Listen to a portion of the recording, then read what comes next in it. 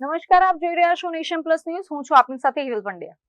ભારતીય જનતા પાર્ટીના ગઢ સમાન માંજલપુર વિધાનસભા બેઠક પર વિજય ધ્વજ લહેરાવવા માટે ભાજપ દ્વારા રણનીતિ ઘડાઈ રહી છે, જેના ભાગરૂપે કેન્દ્રીય જળશક્તિ મંત્રી CR પાટીલ વડોદરા દોડી આવ્યા હતા અને માંજલપુર બેઠકના કાર્યકરો અને હોદ્દેદારો સાથે એક મહત્વની ચૂંટણીલક્ષી બેઠક યોજી હતી.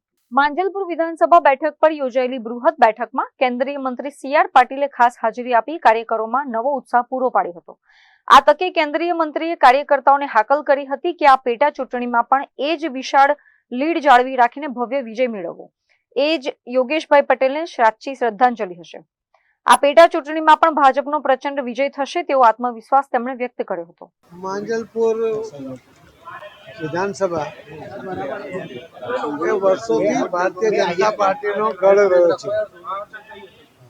સ્વર્ગસ્થ યોગેશભાઈ પટેલ એમણે એમના જીવનમાં માંજલપુરનું જે રીતે સિંચન કરીને લોકોના કામ કરીને ભારતીય જનતા પાર્ટીના સંગઠનને મજબૂત બનાવીને આ સીટ જીતવા માટેનું અને સહજતાથી જીતવા માટેનું વાતાવરણ યોગેશભાઈના સમયથી જ છે.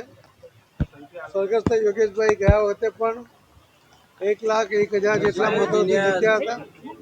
આટલી મોટી લીડ સાથે જીત્યા હતા અને જે કેટલીક સીટો ઉપર કોંગ્રેસની ડિપોઝિટ ગઈ એમાંની એક સીટ આ માંજલપુર પણ હતી.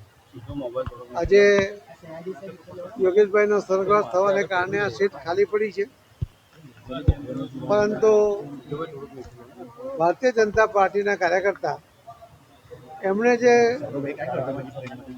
કામ કર્યું છે, એમણે જે ચેતારેલી કેડી ઉપર આગળ વધવા માટે ભારતીય જનતા પાર્ટીના કાર્યકર્તા એ તૈયાર છે અને એટલા માટે અમને વિશ્વાસ છે કે યોગેશભાઈના કામોની સુવાસને લઈને જ્યારે અમે આ ઇલેક્શન જીતીશું અને એ જીત ભવ્ય હશે, એમને શ્રદ્ધાંજલિ આપવા જેવી હશે એવો અમને ચોક્કસ હું માનું છું. અત્રે ઉલ્લેખનીય છે કે માંજલપુરનો ગઢ બચાવવા માટે ભાજપે પોતાની પૂરી તાકાત લગાવી દીધી છે, ત્યારે આ પેટા ચૂંટણીના સમીકરણો કેવા રહે છે તેના પર સૌની નજર રહેશે. કેમેરામેન નવનીત પરમાર સાથે Chirag Patel, nation plus news, Vadodara. સમાચારોના સતત અપડેટ મેળવવા માટે અમારી નેશન પ્લસ ન્યૂઝની યુટ્યુબ ચેનલને સબસ્ક્રાઇબ કરો, બેલ આઇકન દબાવો અને જોડાયેલા રહો ફેસબુક, ઇન્સ્ટાગ્રામ અને ટ્વિટર પર.